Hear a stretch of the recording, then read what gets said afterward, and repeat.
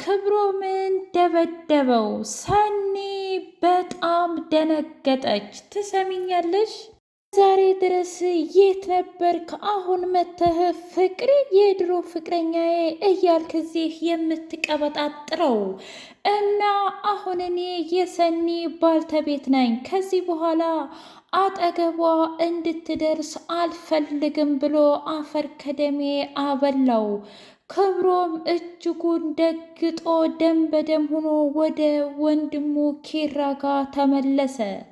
ሰኒ በጣም ደንግጣ፣ ቆይ ምን እያረክ ነው ክብሮም? እስከ ዛሬ የት ነበርክ? ትሰማኛለህ? አሁን አፈቀርኩሽ ወደድኩሽ እያልክ እዚህ ቤት እንድትመጣብኝም ሆነ የድሮውን ትውስታ ማስታወስ አልፈልግም። ለራሴ ህይወቴ በሙሉ ምስቅልቅሉ ወጥቶብኝ እያለሁ ጭራሽ አንተ እንደዚህ አይነት ነገር ትጨምርልኛለህ ብላ በጣም ተናደደችበት። ታዲያ ምን ላድርግ? ያኔ በሰዓቱ አንቺ የመረጥሽው ከኔ ይልቅ እህትሽን ነበር፣ ከፍቅር ይልቅ እህትሽን ነበር እና ታዲያ ዛሬ ምን ተቀየረ? አሁንም እኮ የመረኩት አንድና አንድ እህቴን ነበር። ትሰማኛለህ? ግን እህቴም ቢሆን ያን ጊዜ ለድማ ወደ አንተ እንዲመጣ ገፋፍታኝ ነበረ። ስመጣ ግን አንተ አውሮፕላን ተሳፍረ ሂደህ ነበር። ታዲያ ይሄንን ፍቅር ነው ብለህ ታስባለህ እንዴ? አልገባኝም ብላ ስትለው አሁን ምንም ማለት አልፈልግም። እሺ ሰኒ ተናገሪ፣ የእውነት ይሄ ልጅ ባልሽ ነው ማለት ነው? ምንም አይመለከትም አይደል እንዴ? የምልህ ለአንተ የማብራራበት ምንም አይነት ቃልም ሆነ ምንም አይነት ንግግር የለኝም፣ አልፈልግህም ብላ እየበረረች ከቤት ወጥታ ሄደች። ጽናትና ሮም እነ ኪራ ላይ ጮኸባቸው። ትሰሙኛላችሁ? ቆይ ሰኒ ማግባቷ ለምንድን ነው ያልነገራችሁኝ? ውድና የተከበራችሁ የትርሲቴ ስንዴቅ ሚዲያ ቤተሰቦች እንዴት ናችሁልኝ? ሁሉ ሰላም፣ ሁሉ መልካም። ምን እግዚአብሔር የተመሰገነ ይሁን። ሰላም ነኝ፣ ደህና ነኝ። ለዚህ ቻናል አዲስ የሆናችሁ ሰብስክራይብ እያደረጋችሁ ቤተሰብ የሆኑ ነባር ቤተሰቦች ደግሞ ስለምትከታተሉኝ እጅጉን አድርጌ አመሰግናለሁ። እጅግ አስተማሪውና አጓጊው ዳጣ እንደቀጠለ ይገኛል። ክብሮንም እንግዲህ እሳት ለብሶ እሳት ጎርሶ እንዴት ነው ሰኒ እንዳገባችና እንዲሁም እኔን እንደረሳችኝ ያልተናገራችሁት ብሎ እሪኡኡ አለም። ኪራ እዋክህን ተረጋጋ። ቆይ ግን ማን ነው እንደዚህ የደበደበህና ደም በደም ሆነህ የመጣኸው ብሎ ሲለው ያ የማይረባ ባልተብዬው ነዋ። እሱ ማን ነውና ነው እኔን የሚደበድበኝ እያለ ሲጮህ ኪራ በጣም ተናደደና አልጠገበም እንዴ ይሄ ጆከር ብሎ እነ ጆከር ቤት ሰተት ብሎ ገባ። ሰኒ ጠበቃ ቆመችለት ለባሏ። ትሰማኛለህ ኪራ፣ አንተ የማታውቀው በጣም ብዙ ፈተናዎችና ችግሮች አሳልፈናል። ነገር ግን ለማን ብዬ እንደሆነ ቀስ በቀስ ይገባሃል። ስለዚህ አሁን አፍህን ሳትከፍት ብትሄድ ይሻልሃል። ከዚህ በኋላ ክብሮም ጆከርን የሚናገረው ሰው አልፈልግም። ክብሮምም ሆነ አንተም ሆንክ ማናችሁም ብላ አስወጣቻቸው። ጽናትዬና ምሩ እኔ ምልሽ እስኪ እያንዳንዱ ነገር ንገሪኝ። ቆይ ግን የእውነት አንቺ ደስተኛ ነሽ? እኛ እኮ እንደ አዲስ ሙሽራ ልናጫውትሽ መጣን፣ ግን ደግሞ አንቺ በፍጹም ደስተኛ አይደለሽም። ምክንያቱም ለምን መሰለሽ? ያው አለ አይደለም። ምን ነው ደስተኛ አይደለም ብሎ የነገራችሁ ሰው አለ እንዴ?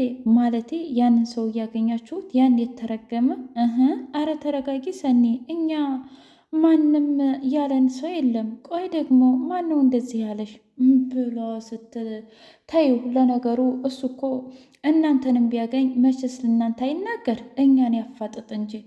ምሩና ጽናት ተያዩና አይ ሰኒማ እያየናት እኮ አብዳለች ብላ ስትል አይ ጽናት፣ እኔ ግን ያበደች ሳይሆን የመሰለኝ ተገዳ ያገባች ነው። ምን እያልሽ ነው?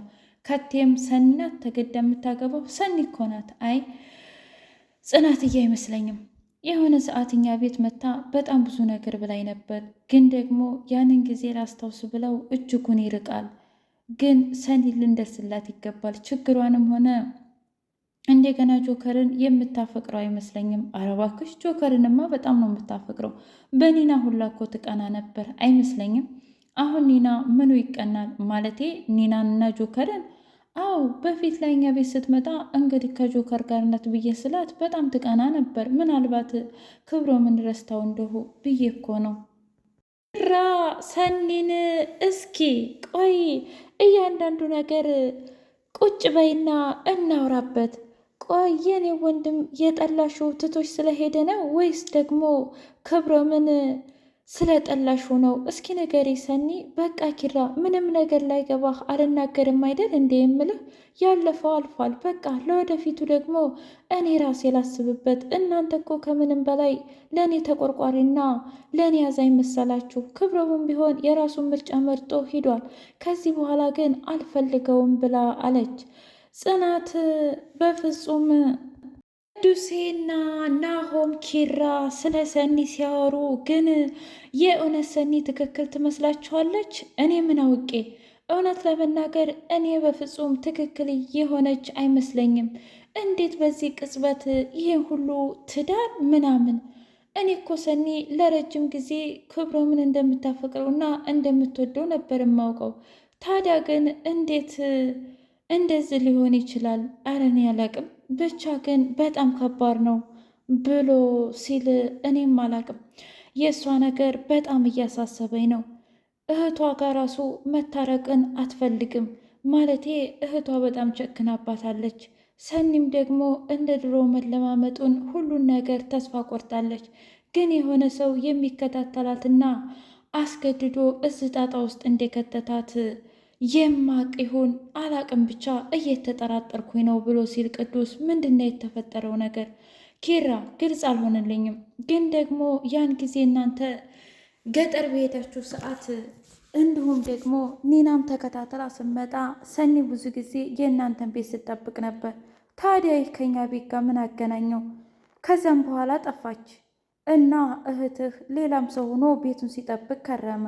ታዲያ ይሄ ነገር በዛን ቅጽበት የሆነ ሰው ወደ ህይወቷ መጥቶ ምናልባት ግን ከዛ ነገር ጋር የሚሄድ ይመስለኛል። ብቻ አላቅም ብሎ ሲል እንደዛ ከሆነ ከዚህ በኋላ ጆከርንም ሆነ ሰኒንም መከታተል አለብን።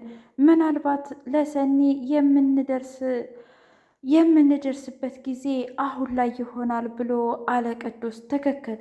ከዚህ በኋላ ጆከርንም ሆነ ሰኒንም እንከታተላቸዋለን እና እነሱ ቤት ደግሞ አንድ ጨበሬ ልጅ አለ። ታዲያ ማን ነው እሱ? የሚሉትማ የጆከር ወንድም ነው፣ ግን ምናቸውም እንኳ ወንድማማቾች አይመስሉም። በዛ ላይ የሆነ ኒና ጋር የሚተዋወቅ ነበር። ያም ልጅ ጠፍቷል። ቆይ ምን አይነት ልጅ? ብቻ ግን የሆነ ዱርዬ ምናምን እህት ጭምር ታውቀዋለች። ምን? እኔ አላቅም። ኪራ ዞሮ ዞሮ የሆነ የተደበላለቀ ነገር አለ ብሎ አለው። ጽናትዬ ትንሿ ቤቱን ለቆ በመሄዷ እጅጉን አሳስቧታል። እናም በጣም ተጨንቃና ተጠባ ለኒና እኔ ምልሽ ትንሿን ግን የት ነው ማገኛት ብላ ስትል ምን ነው ያለፈ ክረምት ቤት አይሰራም ትየለ እንዴ ጽናት? አሁን ከምኔው ትንሿ ትዝ አለችሽ? እስኪ ተይ ኒና፣ ታውቂኝ የለ እኔ ስናደድ የማደርገውንና የምሆነውን ነገር አላውቅም። እናም በሰዓቱ ኪራ ያላከበረኝና ያልወደደኝ መሰለኝ። አሁን ላይ ሳስበው ግን እኔ በጣም ያበዛሁት መስሎኛል። ምናልባትም ባሌ ልረዳው ይገባ ነበር ብላ ስትል ትንሿ ጠፍታለች። እውነት ለመናገር ኢዛናም ጋር ደውላ አታውቅም። ምን ማለት ፈልገሽ ነው? ኢዛና ደግሞ ምን አገባው እዚህ ውስጥ? ውይ ጽናት፣ እስኪ ሁሉን ነገር አታጣሪ። በቃ ነገርኩሽ። ኢዛናም ተጨንቆ እዚህ እኛ ጋር ሁለቴ መጥቶ ነበር። ስልክም አታነሳም። ስልክም ሲደውሉላት ትዘጋዋለች። በቃ ያለችበትንም መናገር አትፈልግም። ወይኔ ጽናት፣ በቃ ታሪኬን ደገምኩት ማለት ነው። ምን ማለት ነው ደግሞ ታሪኬን ደገምኩት? ምናልባት ያኔ እኔ ብማር ኑሮ አሁን እዚህ ደረጃ አልደርስም ነበር። አሁንም የዝችን የሪ ህይወት እኔ ነኝ አበላሸሁት እያልኩሽ ና። እንደዛ አይሆንም። ትንሿ ነገ የሚሆን ዛሬም ተመልሳ ትመጣለች። እናም አንቺ ላይ ያላደረግሽው ሙሉ ትንሿ ላይ አድርገሽ ህይወትሽን ትቀጥያለች። ጽናት፣ አንቺም ቢሆን ከዚህ በኋላ ኪራንም አታናጁ ብላ አለች። ውድ የትርሲቴ ቤተሰቦች የዛሬው ጽናት ይህን ይመስል ነበር። እናንተስ ሰኒ የክብሮም ትሆን ወይስ ደግሞ የጆከር ትሆን የምትሉ በላይክ እና በሰብስክራይብ አሳውቁ።